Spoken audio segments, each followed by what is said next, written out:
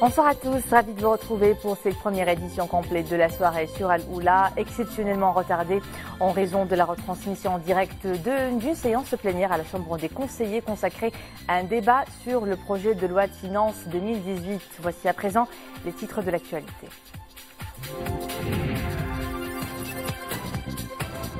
À la mosquée Hassan II à Casablanca, Sa Majesté le roi Amir al-Mu'minin accomplit la prière du vendredi et inaugure un complexe administratif et culturel relevant du ministère des Habous et des Affaires islamiques, un investissement de 166 millions de dirhams.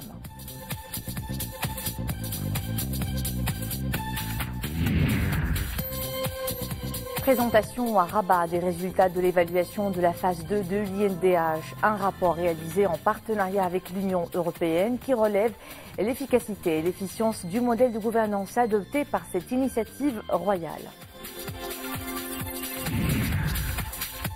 Journée de rage et de colère en Palestine contre la décision du président américain Donald Trump de reconnaître Al-Quds comme capitale d'Israël. Partout, des manifestations ont eu lieu. Certaines sont tournées à des échauffourées qui ont coûté la vie à un Palestinien.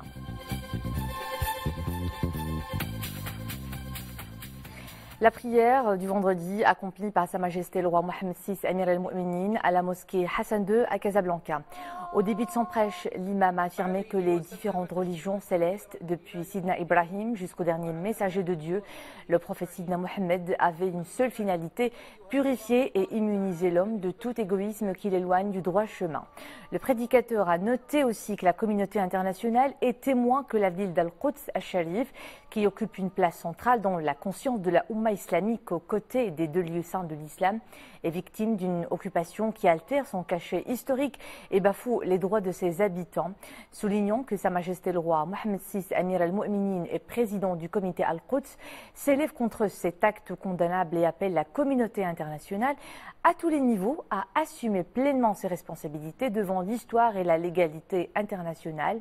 Ces initiatives avant-gardistes et inédites, a-t-il poursuivi, émanent du souci de Sa Majesté le roi de réunir toutes les conditions pour parvenir à la paix et réaliser la sécurité et la quiétude pérenne pour les deux parties et pour l'ensemble des peuples de la région. Toujours à Casablanca, Sa Majesté le roi Mohammed VI Amir al-Mu'minin a procédé à l'inauguration du complexe administratif et culturel relevant du ministère des Habous et des Affaires islamiques, à l'investissement global de 166 millions de dirhams. Ce projet a été réalisé en application des hautes directives royales relatives à l'édification de complexes intégrés dans l'ensemble des préfectures et provinces du royaume, de sorte à en faire des structures de rayonnement religieux et culturel. Soad Nached pour les développements. Un nouveau complexe qui s'inscrit en droite ligne des efforts du souverain visant notamment à ce que les Habous puissent recouvrer le rôle de premier plan qu'ils jouaient au service des bibliothèques scientifiques dans la diffusion de la culture islamique et dans la préservation du patrimoine musulman.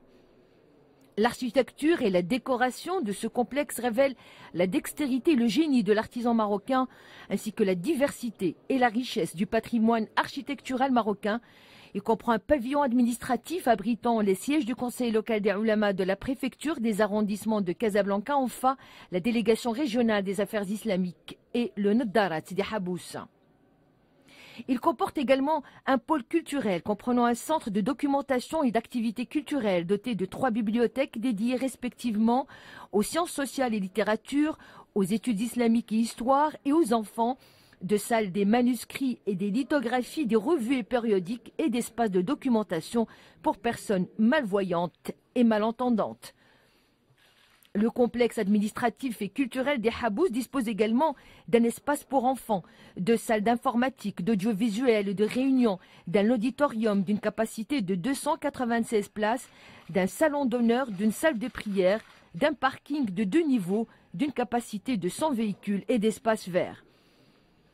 Un nouvel édifice qui constituera un espace privilégié pour l'organisation de manifestations culturelles et cultuelles à même de favoriser le rayonnement de Casablanca et le développement des compétences dont elle regorge, comme il permettra une gestion de proximité des affaires religieuses.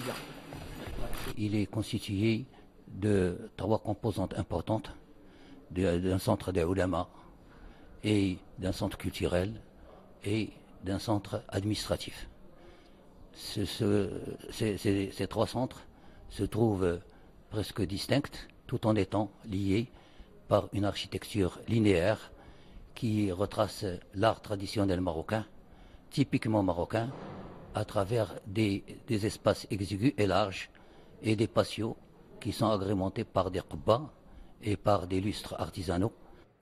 La réalisation de ce centre s'inscrit dans le cadre d'une stratégie intégrée, globale et multidimensionnelle menée par le ministère des Habous et des Affaires islamiques et portant sur la réalisation de complexes similaires dans différentes villes du royaume. Ainsi, des complexes du même genre ont été réalisés dans les villes de Meknes, Oujda, Marrakech, Tanger, Midel, Taroudan, Chefchaouen, Khouribga, Nador et Ben Slimane, et d'autres sont en cours de réalisation à Salé, Ben Grir, Tinghir, Sidi Ben Nour, Kalat Saragna, Taourir, Tel Housseima et Araïch. Signalons en bref ce message royal de félicitations adressé à M. Alain Berset à l'occasion de son élection à la présidence de la Confédération suisse. Le Maroc se solidarise avec le peuple palestinien. Les deux chambres du Parlement tiendront lundi une séance plénière commune suite aux derniers développements dangereux concernant la situation d'Al-Quds al-Sharif. La séance débutera à 18h30. La première étape de rapatriement des Marocains bloqués en Libye a concerné 235 personnes bloquées dans la région de Zouara. Dans un communiqué, le ministère délégué chargé des Marocains résidant à l'étranger et des affaires de la migration souligne que sur hautes instructions royales, cette mission a été menée en coordination avec le ministère des Affaires étrangères et de la coopération internationale. Un avion de la Royal Air Maroc a été affrété à cet effet. Cette deuxième opération sera suivie d'autres en exécution toujours des hautes instructions royales visant à accorder une attention aux Marocains se trouvant dans une situation difficile. Le rapport d'évaluation du programme d'appui de l'Union européenne à la deuxième phase de l'INDH présenté ce matin à Rabat. Le document note que les structures de gouvernance de cette initiative royale constituent un modèle de bonne pratique qui a favorisé la réussite de ces programmes en parfaite adéquation avec les besoins des populations bénéficiaires. Mounia Marouche pour les précisions. La pertinence et l'efficacité du modèle de développement humain est confirmée encore une fois. Le rapport d'évaluation de l'Union européenne met l'accent sur les impacts positifs de l'INDH concernant les objectifs appropriés aux besoins, les priorités nationales et les critères des sélections des projets au niveau de tout le territoire national. On était plutôt sur des thèmes que sur des régions,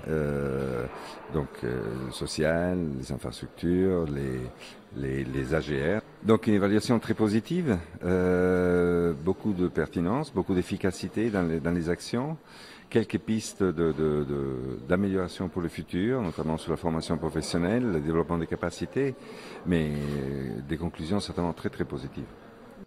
Ce rapport d'évaluation du programme d'appui de l'Union européenne repose sur un nombre de critères objectifs tels que l'efficacité, l'efficience, la compétence, l'impact et surtout l'implication de la femme et des jeunes. Grâce au projet de l'INDH, les populations ciblées n'ont pas seulement bénéficié du financement, mais ils ont vu leur confiance en soi renforcée. Tout un changement de mentalité qui s'opère pour ces personnes-là. L'INDH est là pour les accompagner. Depuis sa création en 2005, l'INDH a réalisé plus de 44 500 projets, 12 700 actions et 9 000 activités génératrices de revenus pour plus de 10 millions de bénéficiaires avec un budget avoisinant les 40 milliards de dirhams. Le leadership du Maroc en sa qualité de coprésident du Forum mondial de lutte contre le terrorisme est salué par les États-Unis et ce par la voix de l'ambassadeur itinérant et coordinateur de la lutte antiterroriste du département d'État américain. C'était lors d'une rencontre devant la sous-commission sénatoriale des affaires étrangères en charge du Proche-Orient, de l'Asie du Sud, de l'Asie centrale et de la lutte antiterroriste. Nathan Sey s'est aussi félicité des efforts du Royaume déployés au plan national et régional en vue de barrer la route aux idéologies radicales et à l'extrémisme violent.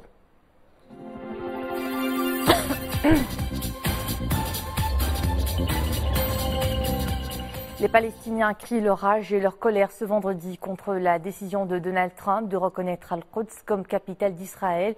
Plusieurs manifestations ont éclaté dans la ville sainte, mais aussi partout ailleurs, en Cisjordanie, à Gaza, à Hébron, Bethléem et Naplouse. Des échauffourées ont émaillé ces manifestations. Les affrontements avec les forces de l'occupation israélienne ont coûté la vie à un Palestinien. Nisril El-Hamdawi nous en fait le point. La colère des Palestiniens éclate et se fait entendre. Jeunes et moins jeunes manifestent leur rage contre la décision de Donald Trump de reconnaître Al-Quds comme capitale d'Israël. Des heurts ont éclaté ce vendredi à Al-Quds et en Cisjordanie occupée entre les forces de l'occupation. On dénombre des dizaines de blessés et un premier mort depuis le début des protestations. Cette journée a été décrétée jour de rage, indicateur de l'intensité de cette indignation de tout un peuple.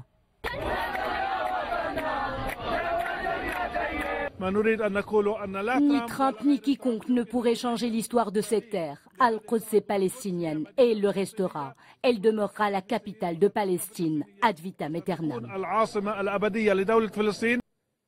L'acte de provocation américain envers les Palestiniens s'est naturellement invité à cette réunion de soutien au Liban à Paris. Devant le secrétaire d'État américain Rex Tillerson, présent à cette conférence, le président français s'est exprimé sur ce sujet. Les initiatives prises sur le statut de Jérusalem, qui doivent faire avant tout l'objet de négociations entre Israéliens et Palestiniens sous l'égide des Nations Unies, ne viennent pas ajouter de l'instabilité à la région. Suite à l'annonce du président des États-Unis avant-hier, je lance donc ici un appel au calme et à la responsabilité de tous, indispensable pour accompagner les efforts que nous conduisons aujourd'hui. Au nom de tous les Libanais, je ne peux que répéter notre refus de cette décision et notre attachement à l'initiative arabe pour une solution basée sur 2 États avec Jérusalem pour capitale de la Palestine. La stupeur et la colère des Palestiniens risquent de dominer davantage dans la région. Au lendemain de la décision provocatrice du président américain, les Palestiniens avaient appelé à une nouvelle intifada. À la une également, Bruxelles et Londres ont fin d'accord. La Commission européenne, qui mène les négociations du Brexit au nom de l'UE à 27, a estimé ce vendredi que des progrès suffisants ont été atteints sur les conditions du divorce avec le Royaume-Uni, ouvrant la porte à l'ouverture de la deuxième phase de négociation sur la future relation.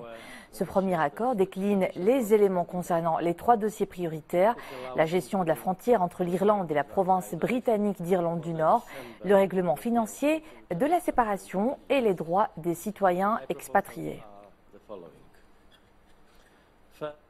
Des feux destructeurs embrassent la Californie depuis plusieurs jours maintenant. Les vents violents attisent les flammes, mais les autorités ont demandé la fermeture de plusieurs écoles. À Ojai, au nord de Los Angeles, les vents rencontrés sont considérés comme des ouragans. Des milliers d'hectares ont été ravagés et 200 000 personnes ont été évacuées. Les flammes s'attaquent maintenant à Bel Air, le quartier des stars et des milliardaires. Le bilan fait état pour le moment d'un seul décès.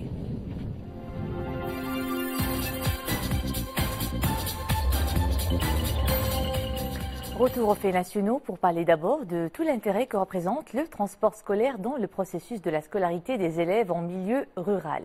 C'est souvent la condition sine qua non pour continuer à arpenter le chemin de l'école. C'est le cas de nombreux collégiens de la province de Qalat Sarana qui ont bénéficié de bus à la rentrée scolaire. Reportage Somaya Belayashi, commentaire Zakaria Mokinbillah. Chaque jour, ces élèves attendent le bus de transport scolaire pour aller à leur collège. Ils sont une dizaine à résider dans ce douar, situé à 20 km de l'établissement d'enseignement. Après le primaire, ces élèves avaient beaucoup de difficultés de déplacement.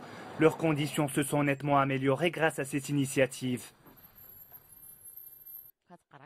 Grâce au transport scolaire, nos enfants peuvent poursuivre leurs études normalement. Ils passent toute la journée à l'école jusqu'au soir quand le bus les ramène. Avant, nous ne pouvions pas scolariser nos enfants à cause de l'éloignement. Aujourd'hui, les élèves retrouvent leur établissement d'enseignement dans de bonnes conditions. Le collège leur offre aussi hébergement et restauration.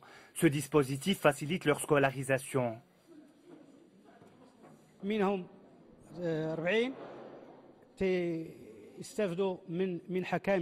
Nous accueillons 64 élèves boursiers. 40 d'entre eux bénéficient d'une bourse complète avec hébergement et restauration. Et 24 autres bénéficient de la restauration.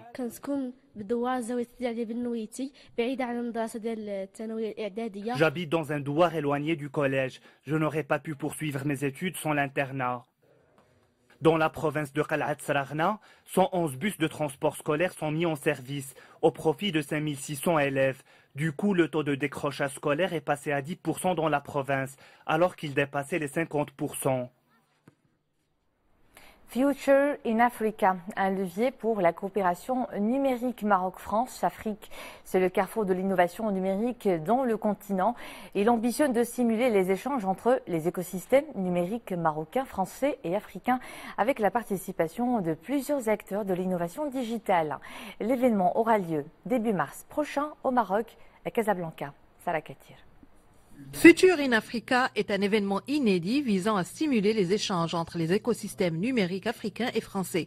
Cette manifestation fait suite à la signature d'une convention de partenariat en 2016 entre la région de Casablanca-Stade et la région Île-de-France visant à développer l'innovation digitale qui sera utilisée comme levier de transformation des territoires pour le bénéfice des citoyens. Il s'appelle Future in Africa parce qu'il va permettre de valoriser non seulement l'innovation marocaine, mais aussi la relation entre l'innovation européenne, africaine, et là où se situe le Maroc, dans ce pont qu'il y a entre l'Europe et l'Afrique. L'objet est naturellement de lier ces deux écosystèmes, de faire que des entrepreneurs français rencontrent des entrepreneurs marocains, que les usages des technologies numériques qui sont assez différentes au Maroc qu'en France, on puisse échanger autour de ces usages et à partir de là, de créer de nouveaux produits. Au programme, 2 journées de rencontres et d'échanges sur les enjeux de 3 secteurs en pleine transition numérique, l'éducation, la santé et les territoires. Ouvert aux professionnels mais également à la jeunesse, cet événement présentera des démos, ateliers ainsi qu'une série de conférences autour de problématiques majeures telles le rôle du numérique dans le désenclavement des territoires marginalisés. Couvrez-vous bien, un nouvel épisode de froid est prévu dans plusieurs régions du royaume dès lundi. Des chutes de neige abondantes entre 30 et 50 cm seront enregistrées lundi et mardi dans les provinces d'Ifran, Khnefra, Azila, Al-Haouz, Bni Mellal, Midelt, Boulman, Figuig et les reliefs de Chichawa, Sfro et Ouarzazate. Le mercure descendra sous la barre des moins 5 degrés dans ces régions. Ce temps froid est aussi prévu dans les provinces de Fès, Tinrir, Chefchaouen, El Hoceima, Taza, Khouribga, Ouazzane, Jrada, Taounet et Taourir avec des températures variant entre 0 et 4 degrés pour les minimales et entre 8 et 13 pour les maximales. Il pleuvra aussi sur les plaines atlantiques nord et du centre, mais aussi sur les reliefs de l'Atlas, le Rif et les plaines de l'Oriental. Et à partir de mercredi, le temps devra commencer à se stabiliser. C'était le mot de fin de cette édition. Merci à vous de nous suivre. À 20h30, l'info est de retour en compagnie de Qais Mouhsin. Au plaisir de vous retrouver demain à 18h30.